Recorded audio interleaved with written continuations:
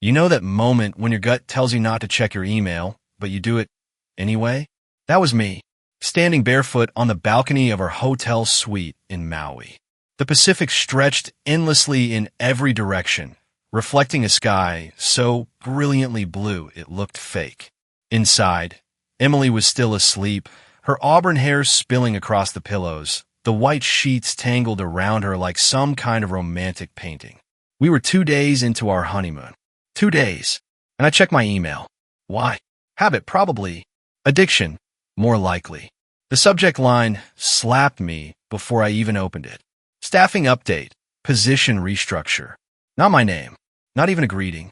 Just cold corporate attachment like I was some outdated app they were uninstalling. I opened it. Read it. Read it again. Dear Daniel Reeves, effective immediately, your position at Halston Ridge Financial has been eliminated due to organizational restructuring. Your final paycheck, including 2-week severance, will be processed through standard payroll. Please arrange the return of company property upon your return from leave. No call. No explanation.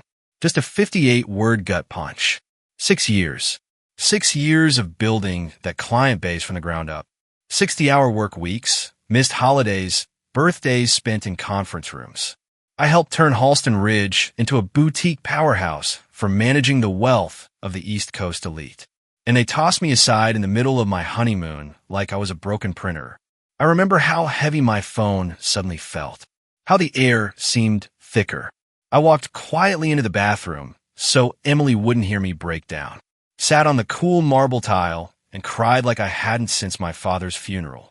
The kind of sobbing that comes from somewhere deep in your chest, where it hurts to breathe and you can't make it stop.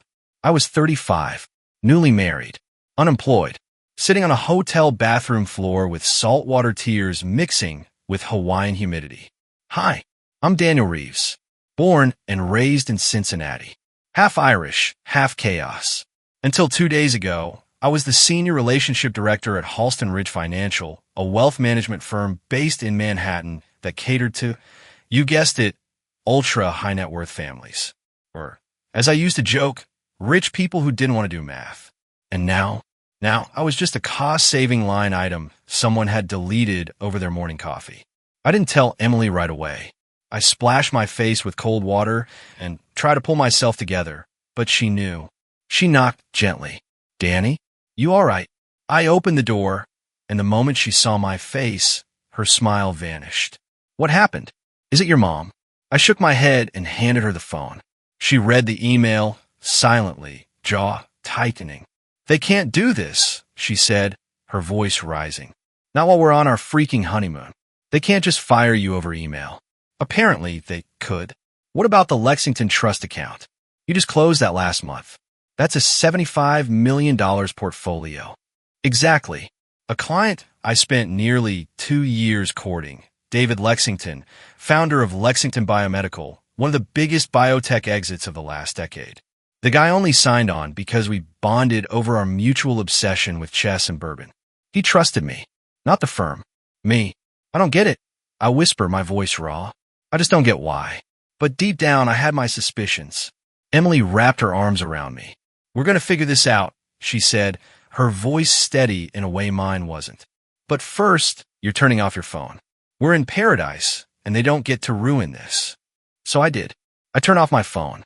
We had breakfast on a balcony, local papaya, honey-drizzled toast, Kona coffee. We laughed. We tried. For 3 hours, I almost forgot.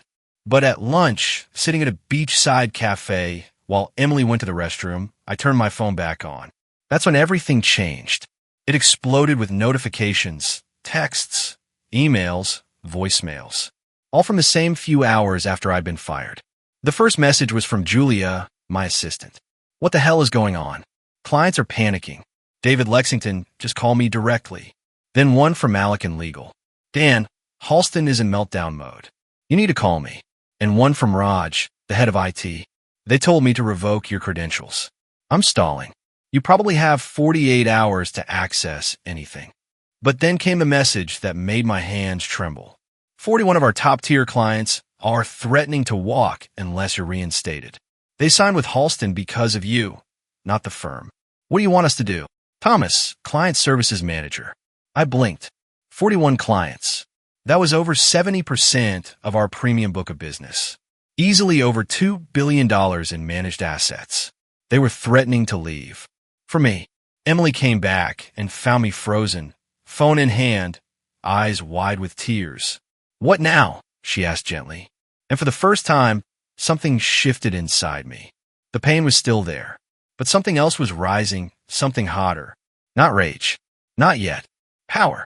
A quiet, rising awareness of just how badly Halston Ridge had misjudged me. And I knew this wasn't over. I didn't sleep that night. Emily did her best to keep things normal. We strolled the beach after sunset, shared a bottle of wine on the balcony, even tried to talk about silly things, honeymoon things, but I was somewhere else entirely. My mind was spinning like a wheel that couldn't stop. I kept going back to one line in Thomas's message. "What do you want us to do?" It was the first time anyone at that firm had ever asked me what I wanted. Not what I could fix. Not what I could manage. What I wanted. Emily stayed up with me, cross-legged on the bed with a notepad while I paced barefoot across the rug. "You've built something they didn't even understand," she said, "and now they're begging you to come back. What if you didn't?" I stopped walking. Looked at her like she'd spoken a foreign language. "What if," she continued, "you stopped trying to be part of their system and just built your own?" I opened my mouth to argue, because that's what I'd always done. Argue, defend, comply. But nothing came out, because she was right. Those clients didn't trust Halston Ridge. They trusted me. They called me at midnight about market dips. They invited me to their kids' weddings. They sent me holiday cards and asked about my mom's health. I wasn't just managing accounts. I was managing legacies. And I'd built all of that while playing by someone else's rules. What would happen if I wrote the rules myself? By sunrise, I had an idea, not a plan exactly, but a direction. I wasn't going back. Not like that. Not crawling. Not begging. At 9 a.m. Boston time, I called Regina, one of the founding partners of Halston Ridge, and, frankly, the only one who ever treated me like more than a cog. "Daniel," she said, answering on the first ring, voice tense. "Thank God. I've been trying to do damage control since yesterday." "What exactly happened, Regina?" I asked, forcing calm into my voice. She sighed. "Joseph Halston, the managing partner and son of the founder, made the call unilaterally. Claimed your comp package was bloated, said Bradley could handle your clients at 60% of the cost." I almost laughed. Bradley, the golden boy with the Ivy League smile and zero emotional intelligence. The guy who couldn't remember whether the Lexingtons had 2 kids or 3. And how's that working out for him? There was a pause on the line. David Lexington threatened to move every cent if you're not reinstated. He called Joseph a glorified spreadsheet with a pulse. I couldn't help it. I let out a real, full laugh for the first time in 24 hours. Regina didn't join me. "We need you back, Daniel. The board's meeting at noon. We're prepared to offer a restructured role, higher comp, autonomy, maybe even a board seat in time." My eyes drifted to Emily, still curled under the covers, pretending to sleep but clearly listening. "I appreciate that, Regina. I do. But I need you to understand something." I paused. "Even if you vote to bring me back, I'm not sure I want to return to a company that can fire me on my honeymoon through an email." Silence.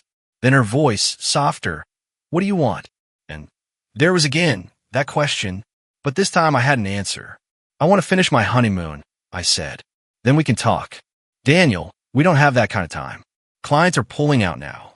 "Then find a way to stall them," I replied, "because I'm not giving up this week with my wife to fix Joseph's mistake." When I hung up, Emily was sitting up, staring at me like I'd just grown a new spine. "You really said that?" I nodded. "I think I just realized something," I said. "They need me more than I ever needed them." The next few days were a mix of bliss and blueprinting. Every morning, I spent an hour on client calls, not as a Halston Ridge employee, but as Daniel Reeves, their trusted advisor. I didn't say I was coming back. I didn't say I wasn't. I just listened, took notes, let them vent, let them feel seen. The rest of each day, I was present with Emily. We hiked through volcanic trails. We swam in hidden coves. We ate fresh-caught mahi-mahi grilled in front of us. But always, there was that hum of something building inside me. Day 5, Regina texted. Board voted 3-1 to rehire you. Joseph opposed. Of course. I replied. Thanks. We'll talk when I'm back. Day 7. Julia called and said Bradley was pulled off a major call because he couldn't answer basic questions. David Lexington apparently told him, "Give me Daniel or I get gone." Day 9, I got a call I didn't expect from Joe Halston's sister, Caroline, one of the quiet board members. She said, "Daniel, I know you're being approached to return, but if you're thinking of doing something on your own, I might want in." That was the moment I knew. This wasn't just revenge. This was rebirth. And I had every card in my hand. I landed in Boston on a Sunday night. Slept maybe 3 hours. By Monday morning, I was in my closet, pulling out the charcoal suit I hadn't worn since my last board presentation. Crisp, quiet power. My best silk tie. Cufflinks Emily had given me the day I was promoted to senior director. The finishing touch? A watch my father left me. His way of saying, always show up 10 minutes early. Emily leaned in the doorway, arms folded, watching me. "You look like you're going to war," she said softly. I met her eyes in the mirror and straightened my collar. "I am." The Halston Ridge headquarters was a gleaming slab of glass and steel overlooking the harbor. 3 floors of polished conference rooms, automatic espresso machines, and the kind of minimalist art you only pretend to understand. I hadn't even made it to reception before Paul, the security guard, did a double take. "Mr. Reeves? Daniel, I mean Mr. and Mrs. Reeves now, right? We weren't expecting—" "I have a meeting," I said, sliding my access badge across the desk. It no longer worked, but I still had it, symbolic armor. Let them know I'm here. The elevator ride to the top floor felt longer than usual. My heart was steady, but my mind was scanning every move I'd rehearsed a dozen times over the last few days. When the doors opened, I walked straight into the executive conference room like I belonged there, because I did. Waiting for me, Joseph Halston, Regina, Caroline, and a woman I didn't recognize, late 50s, sharp bob, pressed navy suit. PR probably. Joseph stood first. Extending a hand like this was some friendly merger. "Daniel," he said, all force calm. "Thanks for coming." I shook his hand and sat down across from him without saying a word. Regina looked tense. Caroline gave me a tiny nod. The PR woman offered a polite smile, then clicked her pen, ready to write spin. Joseph opened with the script. "I want to begin by acknowledging that the timing and method of your dismissal were unfortunate." "Unfortunate," I repeated flatly. He cleared his throat. "Yes, the process was impersonal and poorly executed. For that, I apologize." The PR woman gave him a subtle, approving nod, like a speech coach grading a rehearsal. "But," he continued, "I stand by the business logic. We needed to streamline high-touch accounts and reduce over-reliance on individual advisors." I folded my hands on the table. "And how's that been working out for you?" Silence. Then Caroline leaned forward. "That's why we've asked you here. The board voted to create a new position, Executive Director of Client Strategy. You'd report directly to the board.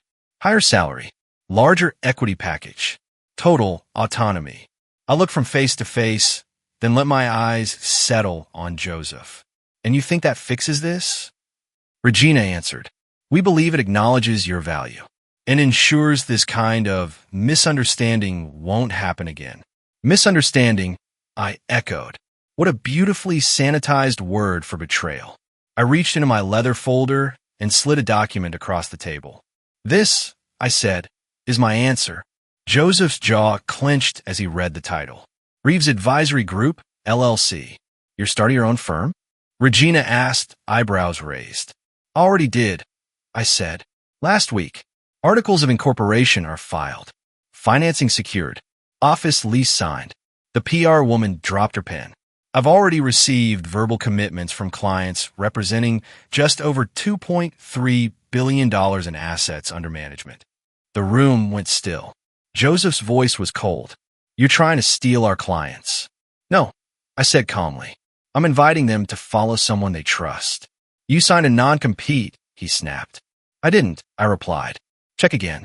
During my last contract renewal, your HR team forgot to include the clause.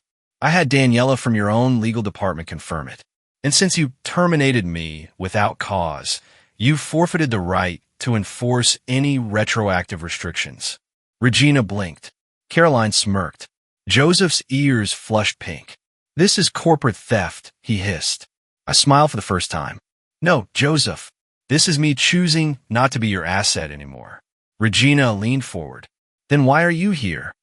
I took a breath. Because I'm not interested in blowing up Halston Ridge. I'm proposing a transition. A managed spin-off. You retain a 25% minority stake in my new firm. I take my clients.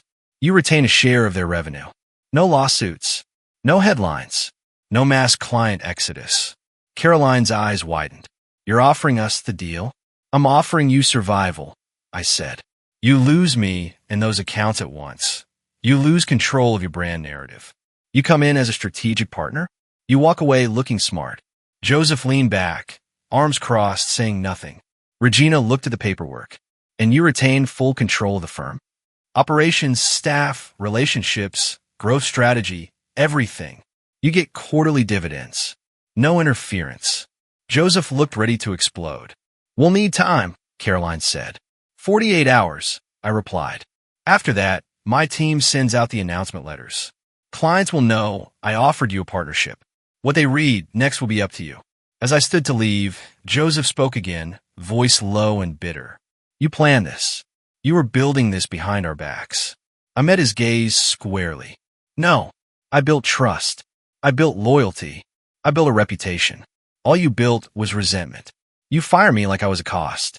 And you're just now realizing I was your biggest asset. I turned to leave, but paused at the door. You taught me something important, though. Never confuse loyalty to a company with loyalty to yourself. The elevator doors closed behind me. My phone buzzed the moment I stepped outside. Emily, how'd it go? I smiled and typed back. I think I just became a CEO. It was official. 1 week after I walked out of Halston Ridge for the last time, I sat in a modest office suite on the 12th floor of a brownstone building in the Seaport District. It wasn't glamorous. No marble floors or abstract wall art. But the view overlooked the harbor, and when the sunlight hit the water just right, it reminded me of Maui, of where this all began. The brass nameplate hadn't even arrived yet, but I didn't need it to know who I was. Daniel Reeves, founder and managing partner, Reeves Advisory Group. The final board vote at Halston Ridge had been close. Joseph fought until the bitter end, even threatening to go public with accusations of client poaching. But he didn't have the legal ground or the loyalty. In the end, the board approved the partnership with one change. They wanted 30% stake in the new firm. I countered with 22. We settled at 25. That was fine with me. I was done playing zero-sum games. Let them have their piece of the pie. My pie. The first staffer I hired was Julia. She didn't even let me finish the offer. Dan, I've been refreshing LinkedIn, waiting for you to announce something. She laughed. Of course I'm in. Next came Rex, the head of security. He called me out of the blue. Heard you're building something smarter. I'm sick of working for spreadsheets and suits. Then came Malik from legal, then Karen from marketing, and finally Thomas, the steady hand on client services who'd once sent me that game-changing message. What do you want us to do? Apparently, he wanted to follow me. By week 3, we were a full team of 10. Each one handpicked. Each one loyal not to a logo, but to a mission. And the clients? They came. Not all at once. Not with fireworks and fanfare. But steadily. Purposefully. The Lexington Trust transferred their portfolio first. David Lexington himself came to the office, sat across from me, and said, "It's about time you did this. I've been waiting for it." Then came the Rosenbergs, the Chens, the Carlyle family, even the infamous Arlo Mendoza, who once claimed he didn't trust anyone born after Reagan, move his $200 million portfolio to Reeves Advisory with nothing but a handshake and a smirk. By the end of month 1, 52 clients had transitioned. 52. That number stuck with me like scripture. Because those 52 represented over 65% of Halston Ridge's top-tier business. Joseph resigned 2 months later. The press release said he was pursuing new opportunities. Behind closed doors, he was just another executive who misunderstood where the real value in a business lies. Regina took over as CEO. Marcella, Joseph's older sister and the firm's quiet conscience, rejoined the board after her health improved. She called me not long after to ask if I'd join her for lunch. We met at a small French cafe in the South End. Her hair was growing back, silvery and soft. Her skin was pale, but brightened when she smiled. You know, she said, sipping wine, when Joseph sent that email, I nearly disowned him. I smiled politely. But now, she gestured to me, then around the room like the air itself held proof of my success. I almost want to thank him. I chuckled. Let's not go that far. Fair enough, she said, then leaned in slightly. But would you have done it otherwise? I paused. Would I have? Probably not. I would have stayed. Comfortable. Safe. Loyal. Waiting for someone else to define my ceiling. Someone else to notice the value I brought. Sometimes, it takes betrayal to wake you up. I raised my glass. To the worst email I ever got. Marcella clinked her glass gently against mine.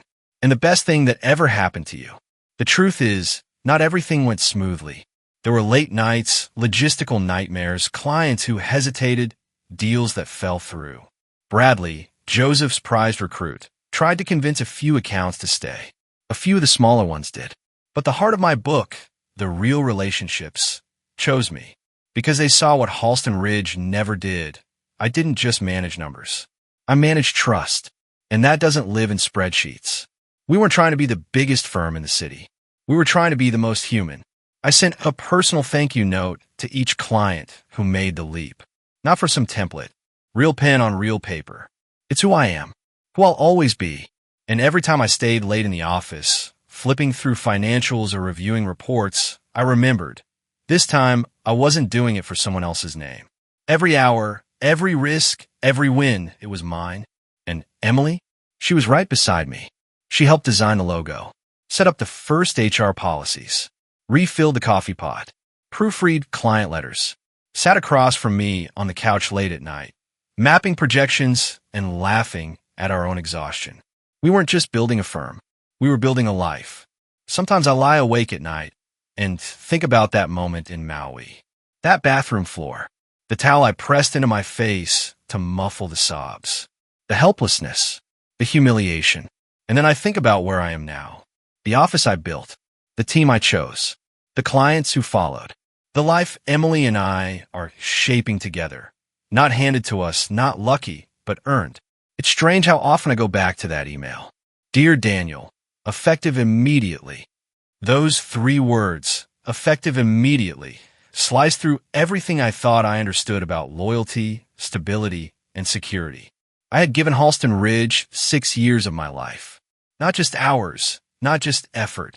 I gave them weekends, sleep, health, time with family. And in return, I got a generic email without even a phone call. But I also got something else. I got clarity. You see, when you're blindsided like that, when the floor drops out from beneath you, something happens. You stop pretending. You stop explaining away dysfunction. You stop clinging to the idea that if you just try harder, be more agreeable, give a little more of yourself, things will eventually work out. You learn, often painfully, that your worth doesn't live in someone else's spreadsheet. I thought that email ended my career. But in truth, it was the first page of the chapter 1 was always meant to write. If you're reading this, maybe you're in that place right now. Maybe someone just blindsided you. Maybe a company discarded you. Maybe a partner walked away. Maybe life cracked you open in a way you didn't see coming. If so, let me tell you something I wish someone had told me when I was crying on that hotel floor. You're not done. You're not ruined. You're not broken beyond repair. Sometimes we don't jump until the ground beneath us gives out. Sometimes we don't leave the wrong room until we're thrown out of it. And sometimes what looks like betrayal is actually liberation in disguise. I'm not saying it won't hurt. It will. You'll feel like everything you've built is gone. You'll question yourself. You'll feel stupid, angry, small. Feel all of it. But then, get up. Wash your face. Write things down. Talk to people who remind you who you are. Look at what you still have. Your voice, your mind, your instincts, your integrity. Then start building. Not to get revenge. Not to prove anyone wrong. But to prove yourself right. That's the real win. Not a fancier office. Not a better title. But walking into a room and knowing that you didn't just survive, you transformed. When Joseph fired me, he thought he was eliminating overhead. What he really did was create his biggest competitor. I didn't plan for this to happen. I didn't sit in secret for years plotting an exit. I was trying to be a good employee. But somewhere along the way, I became something more, a leader. Not because I had a title, but because I showed up. I listened. I remembered birthdays and sent thank you notes. I cared when others didn't. And that was the business. People don't follow companies. They follow people who care. So, if you've just been let go, if someone replaced you, if you feel like everything fell apart, maybe, just maybe, something better is trying to break through. Start where you are, build from what's left, and trust that the pain of this moment may one day become the very foundation of the greatest thing you've ever created. You don't need permission to rise, just a reason. And if no one's ever said it to you, let me say it now. You are the reason. If this story moved you, if you've ever been underestimated, overlooked, or betrayed, then you already know what it feels like to hit the ground. But now, it's your turn to rise. Tell us in the comments, what's your bathroom floor moment? What did it teach you? And if you're standing at the edge of something right now, wondering whether to leap, subscribe to this channel. Because we don't just tell stories. We light the match for comebacks. Like this video, if you've ever turned pain into power. Hit the bell so you never miss the next story that could change your life. You're stronger than they think. You are braver than you know. And your story isn't over. It's just beginning.